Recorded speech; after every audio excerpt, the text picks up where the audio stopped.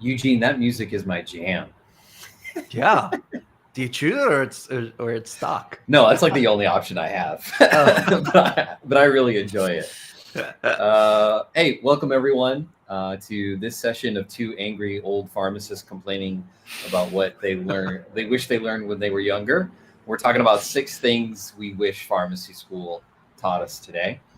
I'll just go ahead and introduce myself, and then Eugene, you go next. I'm Alex Parker, founder of the Happy PharmD. We do career coaching for pharmacy. We have a giant community. Eugene, I haven't told anyone publicly about this, but we just surpassed 1,000 people in our community. Wow. Like last week. Yeah, it's 1,000 pharmacists. Some who've already transitioned into new roles, many are others just getting started. But yeah, that's what we're all about, helping people make that transition. And Eugene is a really good friend and fellow pharmacist. Eugene, quickly want to introduce yourself? I'm Eugene Choi, pharmacist, 14 years, been practicing on and off, and I'm one of the growth advisors at Happy PharmD to help you learn the ins and outs of how to get out of a career that you don't like. Yeah. If you wish you learned something from pharmacy school, please share it. It'll probably be listed in one of the things that we're going to be talking about. Eugene, how do you want to do this? You're asking that to the audience, right? Yes. For the audience too. Okay. Yeah. So I've got 3 things. You've got 3 things. Why don't we spitball back and forth one by one? Yeah. How about you go first? I talk way too much for a living. All right. Let me see. First thing I wrote that I wished I would have learned from pharmacy school was how the job market actually works. I thought all you needed to do was just work hard and you'll succeed, because that's in essence what we're taught in school. You work hard, you'll get good grades. But it turns out that strategy works against you when you go into the job world. For example, let's say you went to CVS and you're a really hard worker and they know you produce well. They give you the harder stores and they give the crappier pharmacists the easier stores. How is that fair? And because you're so good at your job, they don't want you to leave that position. So even if you ask for a promotion, they delay it, right? Yeah. Like the irony of all of that. I just thought of an entire curriculum and called it like gut punch.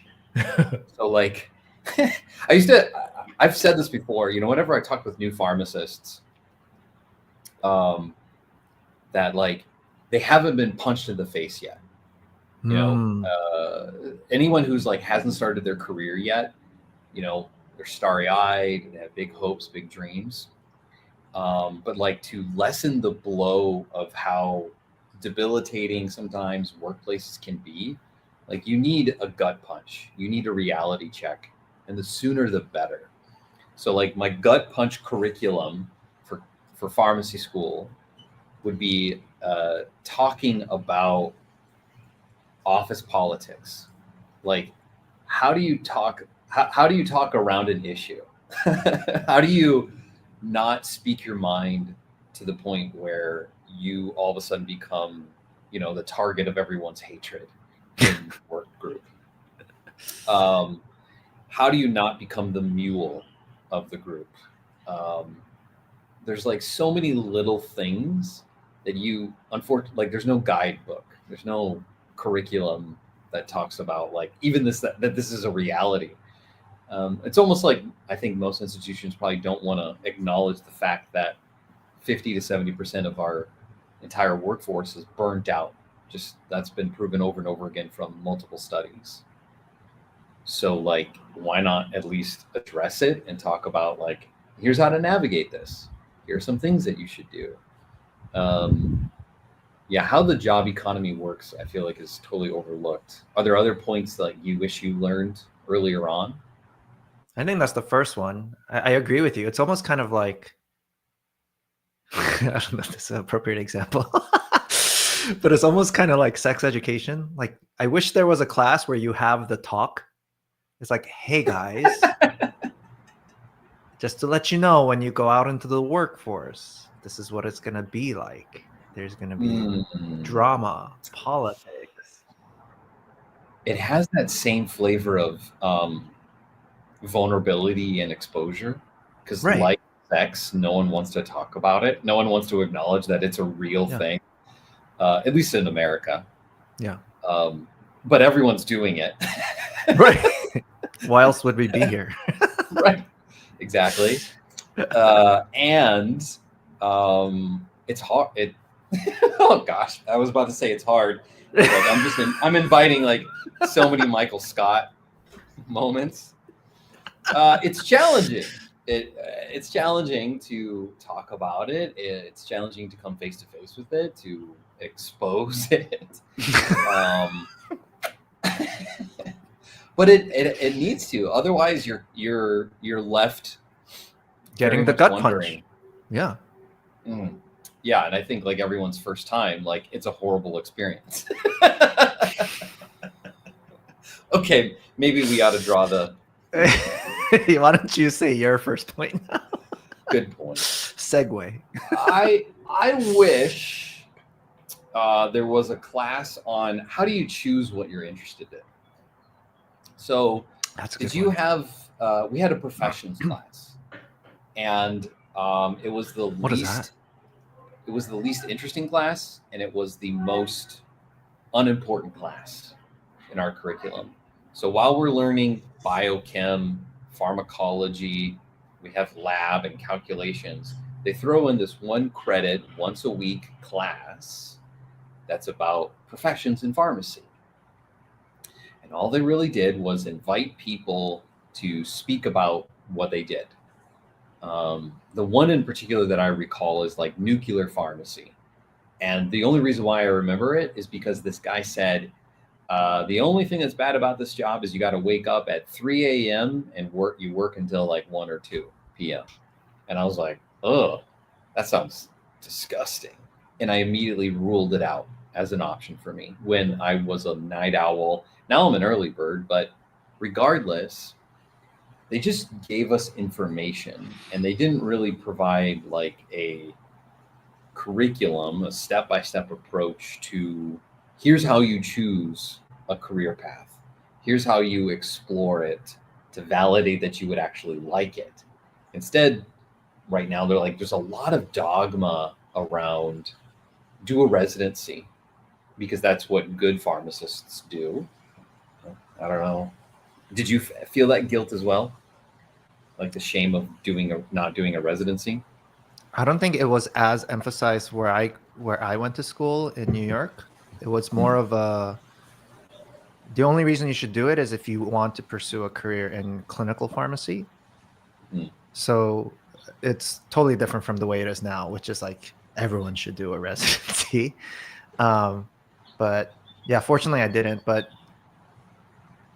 yeah, like there was that feeling of it, of like I did try to match. I didn't though. I was lucky in that I did, but Anum says, I wish I had known how to explore. That's exactly what I wish they taught us in pharmacy school, is how do you explore? Eugene, I don't know if I need to give you credit, or maybe it's my coach's credit, but like you or others have given me the words that I feel like I finally understand now what the Happy PharmD is. Pharmacy school taught us how to be pharmacists, but the Happy PharmD teaches you how to actually enjoy it. Yeah. And that's like the number one thing we provide in all of our courses, which are all totally free inside our community. If you want to join, go check it out. As long as you're a US Canadian pharmacist, we've got great courses that'll help you explore the job market. Interestingly, how do they join? Good question. I need to put a banner in. It's right here. Go to thehappypharmd.com/join our community. Please do. We would love to have you. Um, but I wish there was a class that just taught me like small little things to explore these career paths.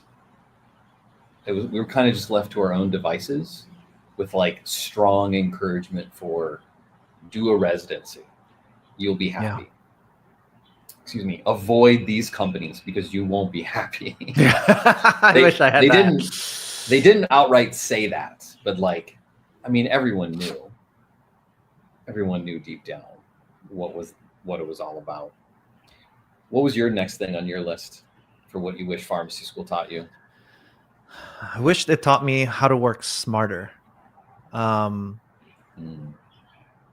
I mean, this one's a loaded point, but you start off with a six-figure salary with, I think I graduated with maybe $200,000 in debt, right? I wish, kind of like you're saying, like I think I would have enjoyed my career a lot more if there was some sort of work smarter type education, even if it was financial. Like, look, based on your salary, if you do this exact step path as a pharmacist, in 15 years, you should be able to have enough money to retire if you wanted to. You know what I mean? Like stuff like that versus just work really hard. I worked really hard. I put basically every dollar I had into my debt and I did pay it off. It took like maybe like 10 years or so. But then I learned in my 30s, it's just like any financial advisor would have told you, like, don't do that. You should do a hybrid approach where a portion of it gets invested and a portion goes to debt. Like, and that, anyway, the numbers make much more sense when you do it that way. Like, I wished I had that kind of stuff. And yeah, like working smarter in terms of life skills, it piggybacks off the first point, which is, man, like, I mean, I grew up in an immigrant family. Everything I heard was work hard, work hard, work hard. But I wasn't working smart. I just kept my head down and worked hard. And next thing you know, you look back and you're like, there would have been much better ways to address this. I could have advanced my career much faster if I simply would have known things like network more, right? Like make more connections, working smarter, not harder. But all school teaches you is just apply and you'll hopefully get in and work hard. That's pretty much. They teach you I don't even think they even resume. gave me advice. I mean, they did a career fair and stuff like that. I mean, which helped me get a job, right? At the time I was lucky, but yeah. I think many schools have gotten better about that financial point. I think that's actually a big thanks to Timothy Olbrich and your financial pharmacist. He was like, I think, the first person to talk about financial concerns as a pharmacist. And I know his book has Seven Figure Pharmacist has been like many schools buy the book, they provide some education on that subject. Because one of the big problems now that all of them have to deal with is how expensive it is to go to pharmacy school. The average debt load now is like 160K. Yeah.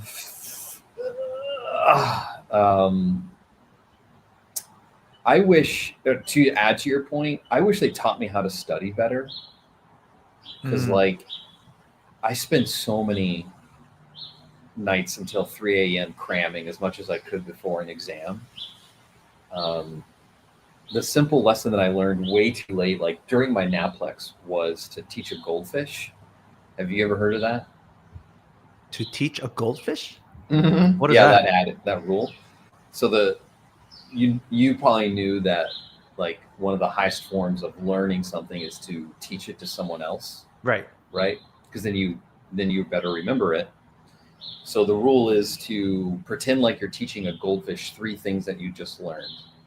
So if you sat in a lecture for an hour or whatever, sum up the 3 big ideas from that lecture, and then pretend as if you're teaching a goldfish what those 3 things were. Teaching is how I learned something too. So like, I just wish I took that simple approach, because what I did was I sat in lecture, took some notes, and then I didn't look at it again until maybe a few days before the exam. And then I would cram as much as my notes and I would go over it again and again and memorize, and like very inefficient, lots of wasted time. Could have had a social life. And I kind of did, but yeah, not that much. I realized the way I learned too was like, I learned the best through conversation. So I think I learned the most during rotations. Like reading texts, which I've done, right? It's like, I don't know why, but my brain just processes that information so much slower. But then professors didn't like it because I'm very curious by nature. So I ask a lot of questions, right? So then, but if someone's able to sit and answer all of that, like I learn really quickly. Like I pick up things really fast. And because it's academia, you're trained to not ask questions. Right. Isn't it ironic in academia, you get in trouble for working together? Like if you were to cheat on an exam by working together. But when you go into the job place, they expect you to work well together. We don't know how to because we were taught not to work together. Yeah, like, oh, I should know this. I should have figured this out by now. I don't want to raise my hand and ask any questions. So last year, Eugene, I spoke at my alma mater, Fair State in Michigan, and it was a little bit of culture shock to like not get any questions from these P1s. It was orientation day, so I understand that maybe they're a little nervous, but like no one said anything. And the only people who laughed at stuff, I mean, some of them laughed, but like the majority of them were the professors. And I was like, okay, I'm getting old because I can't make students laugh or like get them to engage with me. It was a little scary. I was like, okay, now I know what they feel like when they teach. So my next thing was that I wish, and Anum, you actually kind of hit the nail on the head. Entrepreneur skills. I wish I was taught like how to get into like business or like make money other than doing independent pharmacy. I didn't realize that I had an entrepreneurial itch at all until I started reading like self-development books during my final year of pharmacy school, because I got the same feedback from my professors, which was like, you are brazenly confident in things you shouldn't be. And I was like, okay, something must be wrong with me. I found this random book at a garage sale. It was The 7 Habits of Highly Effective People. I saw it like 15 times at different garage sales, and we were poor, and we just had a kid. So I was like, I guess I should read this book. And then I read it, and I was like, wow, I've been a jerk for most of my life. So I needed to change, my approach to how I behaved in the workplace.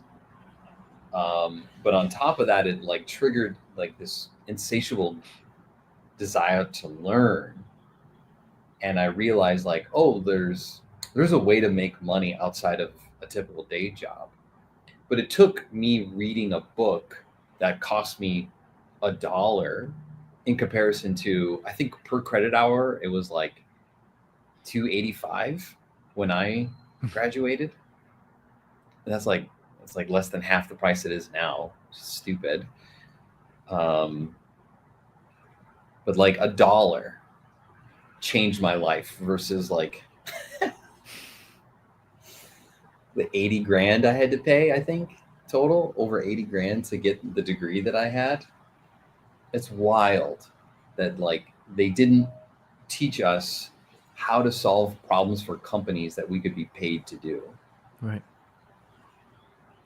I think it's just because academics, they're very wrapped up in what most people are doing, clinical practice.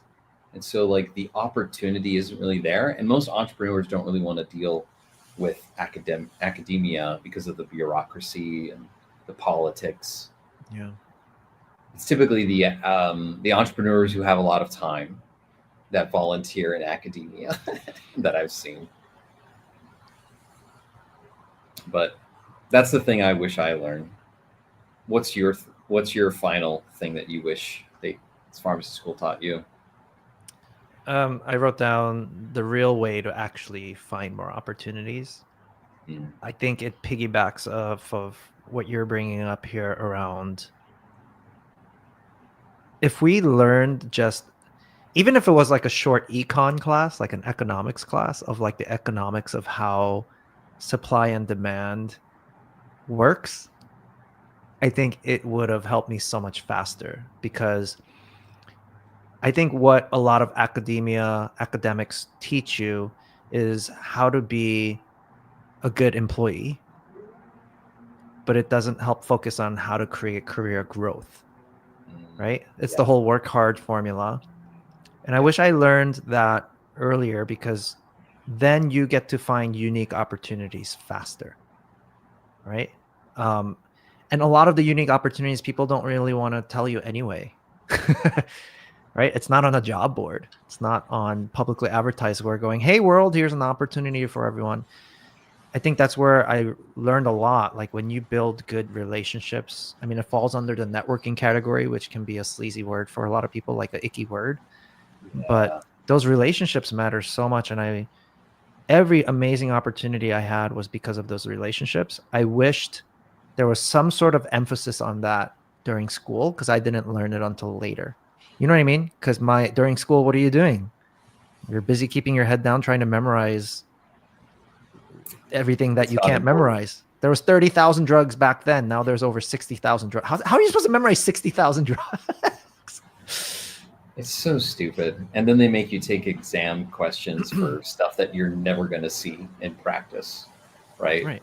Like, I remember loathing memorizing all those oncology names and remembering the side effects of all of them and knowing, like, I'm never going to deal with this. I'm never Yeah. going to get into this. Oh, that leads me to my final thing. I wish they would have taught me to not sweat the small stuff.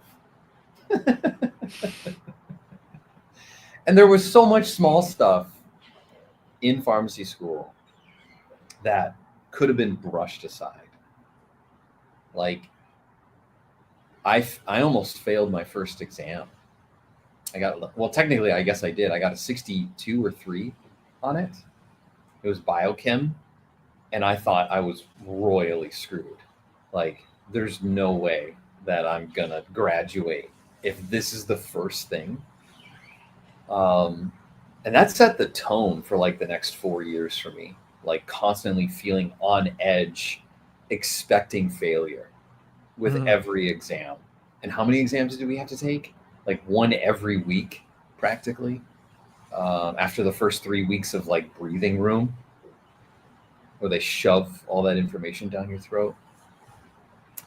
I wish, you know, some what I guess what was helpful was just forcing a mentor to like to hang out with me for a few minutes so that I could voice some of these things that I had, these concerns. Um, but you know, no one sat us down to remind us at the end of the day, hey, if you got to see, like it's okay. And I felt like we needed that reminder at least on a weekly basis to be like, look, you're memorizing things now to meet guidelines that we are enforced to teach you, right? We have an accrediting body, they dictate the rules. We have to meet those rules so that you can take your boards. But at the end of the day, it's fine. Just do your best, try to pass. No one is going to care that you have a C. No one is going to care. Some of the most brilliant, influential people in pharmacy were not A students. Um, I continually, I'm never surprised to discover that most leaders, whether it's in associations or like managers, they're not A students. In fact, oh, that would actually be a really interesting. I know I should be an academic. So if we have any listening, like here's a cool research project is to correlate management level positions with like grades. Maybe that's already been done, but probably not in pharmacy.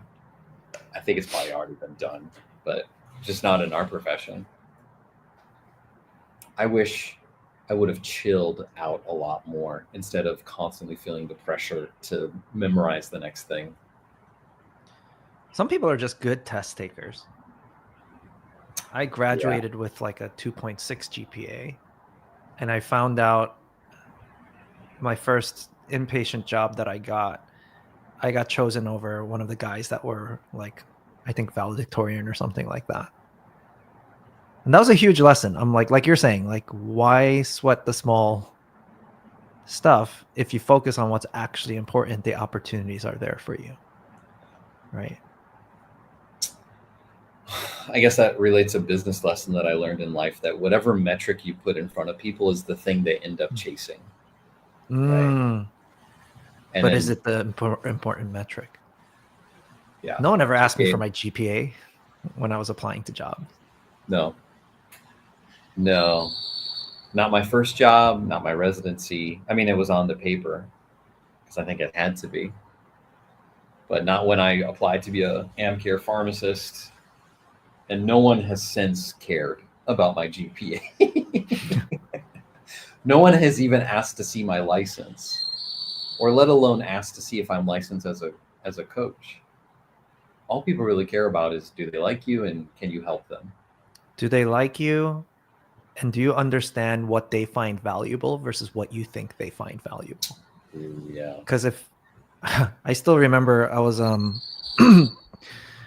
working in a trauma bay, and thank goodness I've had experience already learning and doing it. Like when the code blue person comes in from the ambulance, they're not breathing, you drop your epi, all that kind of stuff, whatever they ask for, you draw it up.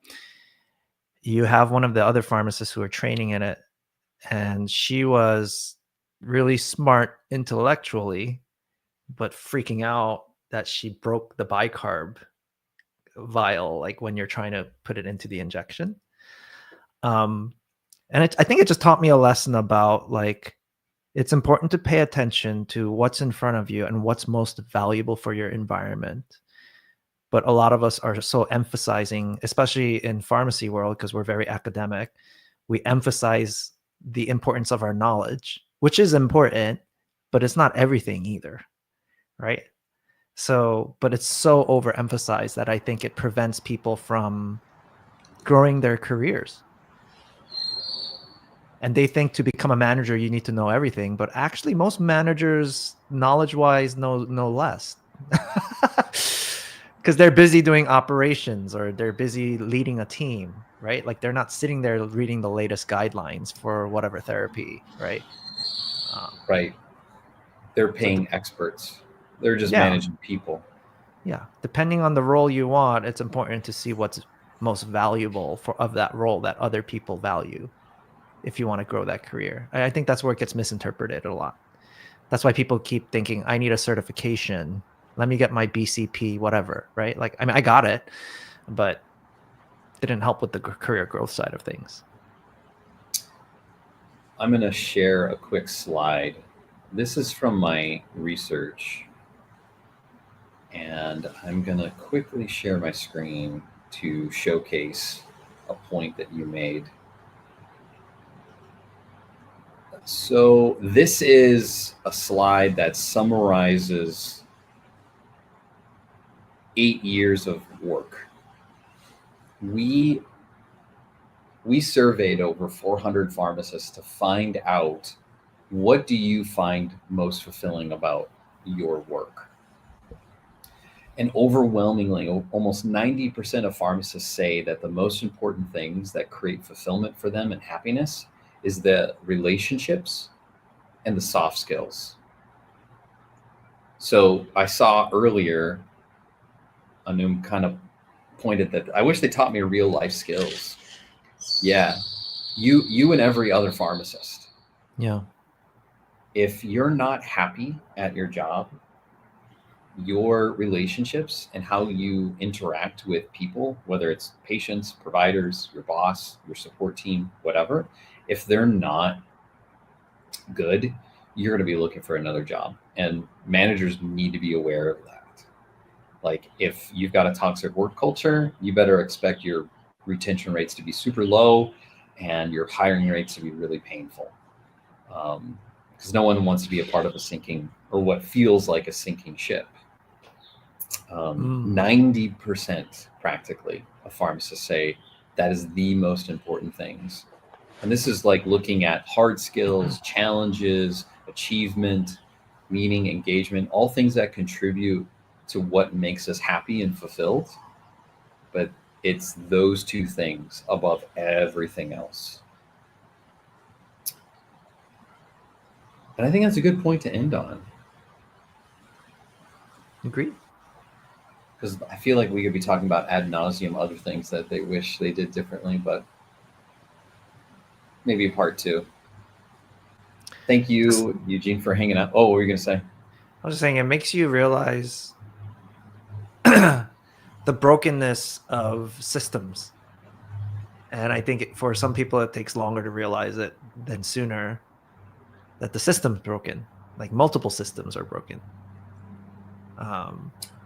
Yeah.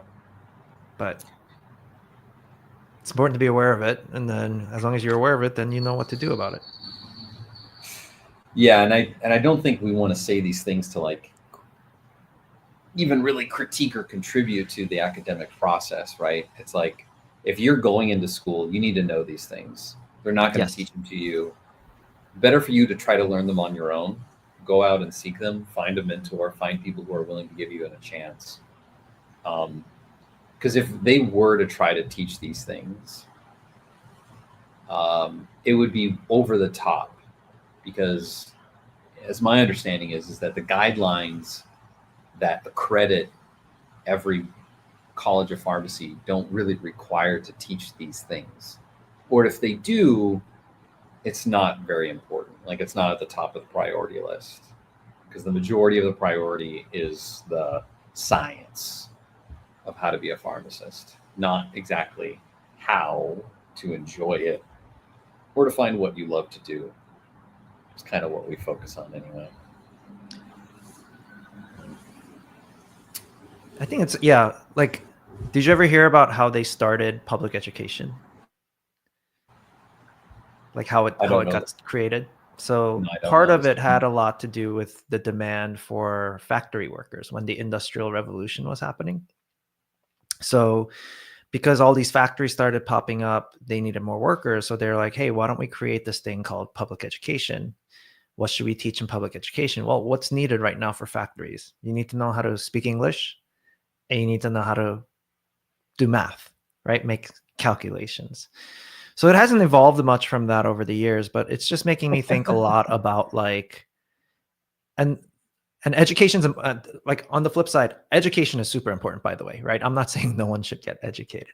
I'm just saying I think there are certain aspects that have been obsolete for quite a while, but still mainstream. And I think right now, the way like, why can't academia be fun for everyone, right?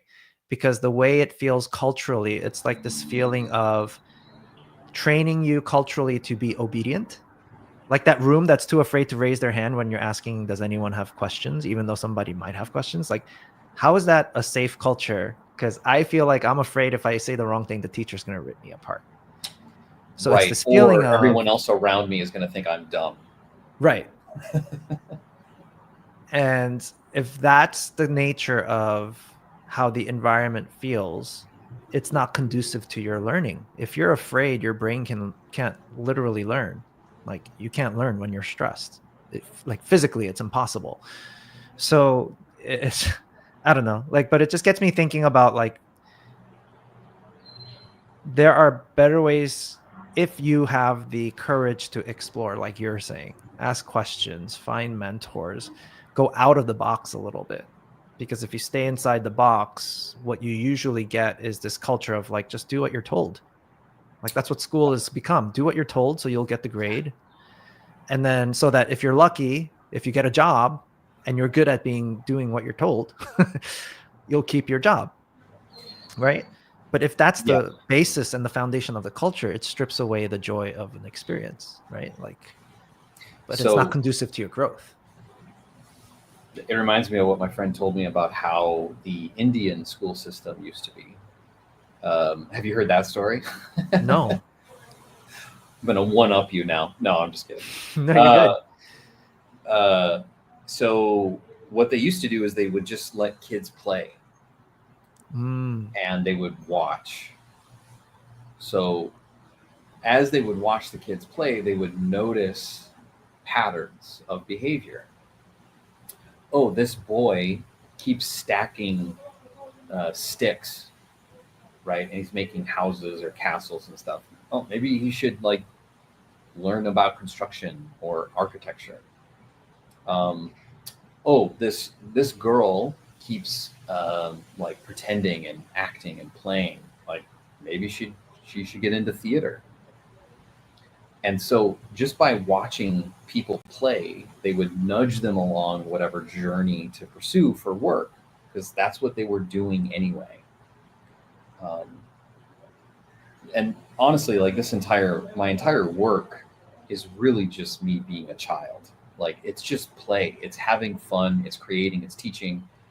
Because what I said when I was a little kid was, I think I want to be a teacher, because I really enjoy teaching others when I learn something, and I enjoy like really good teachers that I've had. That's practically all I do now. Is just watching and playing and having fun. Yeah. So I was going somewhere with it, and then I lost it because we're live and we can't edit this out now. And then your environment feels like sometimes it forces you to be a certain way. Because what you're describing is something called child-led learning. Like, oh, this Yes. involves physics, this involves math, based on what the child is already doing. Let's stimulate that. Yeah. Right. Adult learning is all based on just-in-time learning. Yeah. Right. You need to know how to just, okay, great, go do it. Because no one wants to learn biochemistry just out of the blue. There has to be like some curiosity about the molecular structure of things to learn the basics of that. Instead, because we're pharmacists and we want to deal with people, it was forced upon us to learn these things that we would practically never use. Right. I may have some people throw some hate at me. I would love it. Send me a hate mail. Anyways, what I was going to say was, I'm definitely not an academic consultant, but here's a free idea. Instead of like just giving students information about career paths, why not make it really simple? So after that nuclear pharmacy, lecture that I grew up, that I'm sure colleges are still using this format of like, let's teach you a day in the life of what it's like to be this kind of pharmacist. Why not ask that preceptor, that teacher, to say, hey, I'll take 5 students this Friday and I'll show you what I do. Give them that opportunity, because as a student, you almost have to give it to them because they're inundated with so many other priorities. Just a thought. We're going to enter an age, where your unique set of skill sets, not just pharmacy, is going to come into play, where it becomes more important to help you stand out. Right. And I feel like, it's so important to stay curious, keep learning, follow your interests. And at some point you can leverage that to your career growth. I mean, there's so many interesting opportunities out there that people just don't know about. You know what I found out the other week? At Disneyland, did you know Walgreens has a pharmacy inside Disneyland? No. Isn't that so cool? But it's for the employees only. But there's a Walgreens in there, and you could be a pharmacist. Employee-only pharmacies are much nicer typically. I wonder if that pharmacist is like the most magical pharmacist in existence, right? Because there's entire consultants that teach the Disney method for companies, right? Be Our Guest is a good book that I like to read from them. One of the guys. Fun fact, I know a guy who's partnered with Lee Strobel, who's like one of those consultants, and he goes around the world and just teaches people how to apply Disney magic into businesses. Like, that's all he does. He's a former park ranger. If you don't do something that you're curious about, like, you'll never find an opportunity like that. That's a great point. If you don't get curious, how will you ever find out? Versus, oh, what if I do this thing I'm not sure about? And it's like, what do I have to lose? But also, what do you have to gain, right? Like, how will you ever find out where those opportunities are? But there's just so many cool, things out there that I had no idea existed. Jody Mayberry is his name. And, wow, I introduced him to one of my clients And it wasn't a direct like connection, but that led to her getting a wilderness medicine instructor position where she What? teaches. I know, yeah, she's a pharmacist, but she's like basically instructing park rangers in training about different like medicines or herbals and other, I don't know. But like, That's awesome. yeah, if you don't explore, then how can you not find like you're not going to find these cool things. You're going to keep finding stuff on job boards that you probably don't want anyway. Or that you probably won't get. Statistically, yeah. Yeah. Well, on that positive note, those are the 6 things that we wish pharmacy school would have taught us. There's probably many more, but that I'm pretty happy with my list. Me too. You? You know what I think we should do next? I've been watching a lot of Blue's Clues these days. Have you ever watched it? Oh yeah, as a kid. We should bring some props and be like, we're gonna play Blue's Clues. What are the 3 things that is important for your career growth? And literally do it like Blue's Clues. I don't know. You just got me thinking because you're talking about child, like being like a kid again. I'm into And then we- Dungeons and Dragons, so I can role play that. Who are you? Are you? I'll be Manbot? the. You can be the main guy, and I'll be the background characters that go, look, a clue. I was like, what is this? Oh, what could this be about to help you grow your pharmacy career? Curiosity. All right, bet. We can try it. What are the 3 clues to your next step in your pharmacy career? You're watching it live, folks. Live. It'll Thanks go for viral. hanging out with us live. Appreciate it. And thanks for commenting. I really appreciate some of your comments.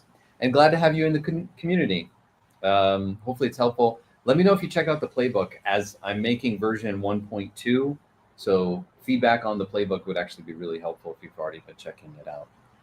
Thanks everyone else for watching and hanging out with us. And until we see you in the next one, take care and stay curious. See ya. Bye.